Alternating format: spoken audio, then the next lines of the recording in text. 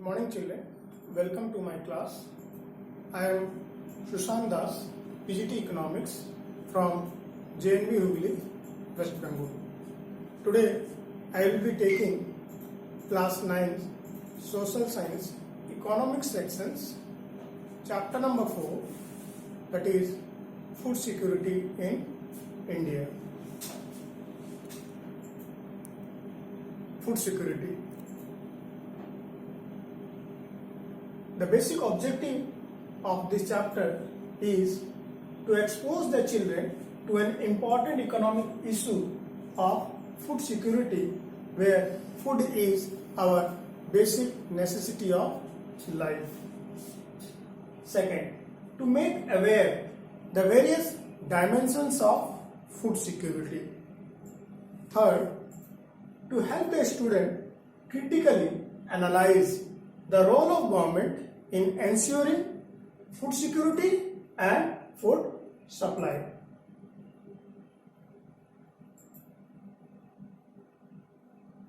Introduction to food security. Children, we know that we human beings have so many kinds of needs. Of so many kinds of needs, 5 needs are considered to be very basics. In fact, 5 are basic necessities of life. These 5 basic necessities of life includes food, clothing, shelter, education and health.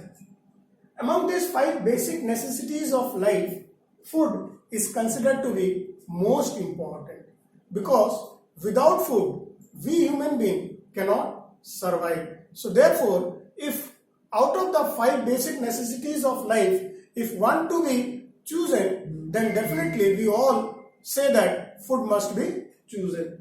Among so many kinds of food, only little durable food need to be secured, because there are some foods which are perishable and that cannot be secured. Among these foods, we need to secure staple foods like wheat and rice, which we all use in everyday basis. Now, before we proceed in this lesson, let us first go through the meaning of food security. From layman point of view, if I look what food security means, a layman thinks that food security means keeping food safely. He means getting 2 squares of food. But food security actually means much more than what a layman thinks of getting 2 squares of food. If food security does not comprise of food availability, food accessibility and affordable price, then food security would be incomplete. So therefore, food security means food availability, food accessibility and affordability to all people around the year. Now, let us go through the dimensions of food security. Dear children, food security has 3 dimensions. These 3 are: number 1, food availability; number 2, food accessibility; and number 3, food affordability. Now, let us go through the meaning of each of the 3 dimensions of food security. Number 1, food availability. Food availability means sufficient stock of food in government granaries through domestic production, import and previous stock all the time. Now, next dimension is food accessibility. This means food is within reach of all people around the year. And the third dimension of food security is food affordability. This means food grain price is such that all people can purchase it. That means that every people have sufficient purchasing power with them so that they can purchase food items. Next, the question arises, why to ensure food security? Dear children, we know that India is vast country and second biggest country in the world. If food is not secured, maybe many people may die due to inavailability of food. The important reasons for ensuring food security in our country is like this. Number one, growing demand of population. We know that India is biggest populated country in the world, second biggest populated country in the world, and our population is rising at fast rate. To meet the growing demand of our population, food security is very important. Second reason is to meet natural calamity and disaster.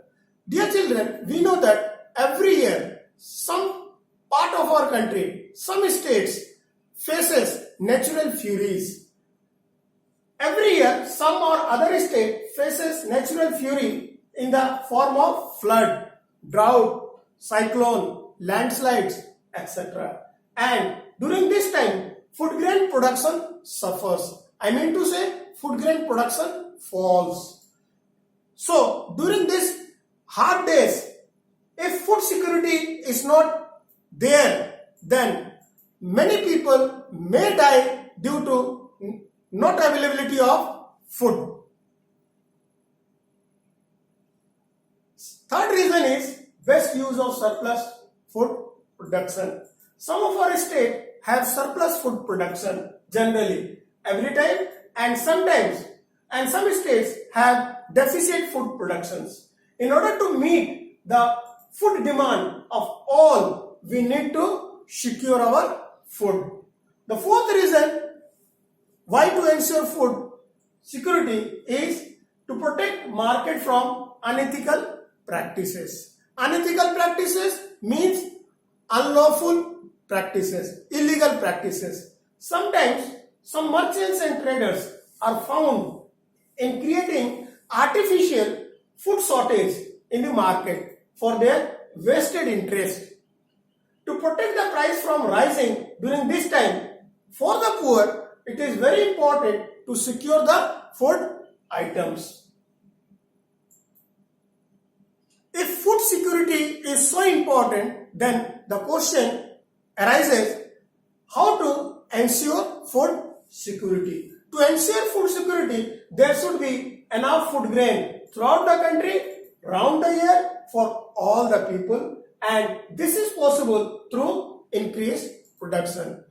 Nowadays, we are able to make our country self-sufficient in food grain production thanks to Green Revolution.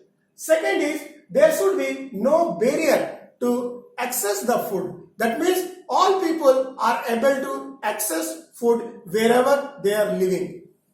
Third is, across the country, all people must have sufficient purchasing power so that they can purchase the food item without any problem. Now the question is, who are food insecure? Food insecure means the vulnerable sections of the society. In rural area, food insecure people includes landless farmers and small farmers, traditional artisans, petty small self-employed people. In urban area, food insecure people includes people in ill-paid works, casual workers, construction workers, rickshaw pullers, etc. Now, if I go to, according to the social composition, then I will find food insecure people will include scheduled caste people, scheduled tribe people, and economically weaker section of other backward caste. Now, according to gender and age, food insecure people will include pregnant women and nursing mother, children below 5 years, and old age people. Now, states facing food insecurity. Basically, the state of Orissa, Bihar, Chhattisgarh, West Bengal, part of Maharashtra, and part of Uttar Pradesh, sometimes they face very insecure from food security. That means there is not sufficient food availability in these states. Now, states experiencing surplus production. There are some states of our country which generally experiences surplus production of food items. These states include Haryana, Punjab, Gujarat, Tamil Nadu, etc. Now, dimensions of food hunger. Children, there is two important dimension of food hunger. One is chronic hunger, the other is cyclical hunger. Now, what is the meaning of this chronic hunger? When some people fails to get sufficient and nutritious food for long time owing to their low earning, such people comes under chronic hunger group. Cyclical hunger. This due to seasonal nature of work, like farmers of some part of our country, casual worker, construction worker during off season and rainy days, they fail to get sufficient food during this time. So they become cyclical hunger. Now, twofold food security system of government. The food security system of government has two things. One is public distribution system, what we call it PDS, and the second is buffer system, public distribution system.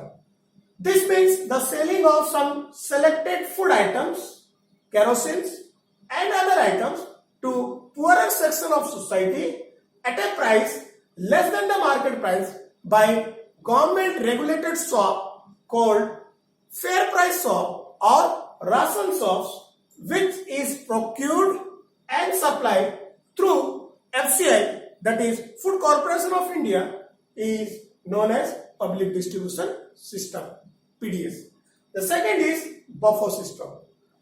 Buffer system means the stock of food grains, particularly wheat and rice, maintained by government through its company called Food Corporation of India, is known as buffer stock. Now, let us go to the topic of importance of public distribution system. One of the importance lies in the public distribution system is that public distribution system protect people from rising price. Now, how this happens? In the public distribution system, food grains are stored in the government granaries and there is also buffer system. When food grains are stored in the government granaries and there is a stock of buffer stock, so therefore whenever there is any deficit in any part of the country, food grains can be supplied to those affected region or part of the country, and in this way the shortage of food grain can be prevented and thereby unwanted price rise can be checked. So public distribution system is very important because it protects people from rising price. Second importance lies is that public distribution system help to distribute food grain to people at a reasonable price. Children, we know that there are many people who are so poor living in our country. Some are living in the rural area, some are living in the urban area. These people find very difficult to afford the price what it is prevailing in the market. But through public distribution system, the government is able to provide and distribute food grains to the needy people, that is poor section of the society, at very reasonable price. Third importance lies in the public distribution system is that public distribution system discourages black marketing. Black marketing generally happens by some people who are very heavyweights in the business world. What they are doing is that instead of selling the food in the open market, they are selling this food outside the market at very high price. And as because there is not sufficient food items in the real market, so therefore at high price also they are able to sell the product outside the market. So therefore that black marketing is prevented through public distribution system. The fourth importance of public distribution system lies with the fact that public distribution system ensures food security. As a result of food security, all people, irrespective of caste, irrespective of region, are protected. Now, importance of buffer system. As I told you previously, that public distribution system has four things. One is PDS and the other is buffer system. The government food security system having two things. One is PDS, the other is buffer system. PDS is so important, and equally important is buffer system. Now let us go through what are these importance of buffer system. One importance lies in the fact that buffer system tries to ensure food security in our country. If there is any deficit food or shortage of food in any part of the country, then from buffer system, food may be supplied to the deficit region and food price rising can be checked. Second is, buffer system help us to provide uninterrupted food supply even during natural calamities and disasters also. Buffer system also save farmer from price fluctuation in the market, as because there is one stipulated price, so that price encourages farmers to produce more. Fourth importance of buffer stock is that buffer stock help our country to overcome natural calamities and disasters.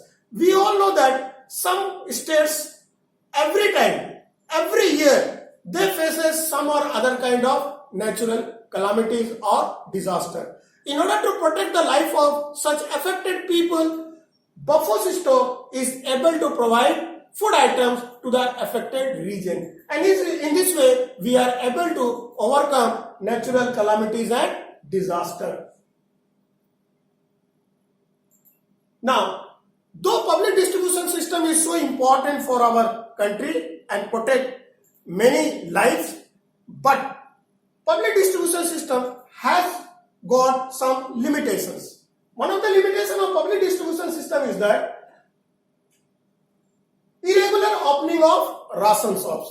It is very often found that ration shops are not opened at their scheduled time. So that is the limitations of public distribution system, that is ration shops irregular opening. Second is, sometimes ration shops are found not having sufficient stock with them. Those people who are in the queue to collect the food items from the ration shops, they are not getting sometimes. So that should be prevented. Third, sometimes PDS dealers are found nexus with local merchants and traders and involved in malpractices. So that also should be prevented. The fourth limitation of public distribution system is insufficient storing space in FCI godown. Very often we come in the newspaper and news channels that in the FCI's godown, whatever the space is provided to store the food, that space is not sufficient enough. As such, when excess food production is taking place in our country and procured by FCI, this food procured by FCI is kept in open space, leading to the food wastage. So that should not be there. In fact, there should be sufficient space in the FCI godowns. Now, measures to improve public distribution system. It is very important.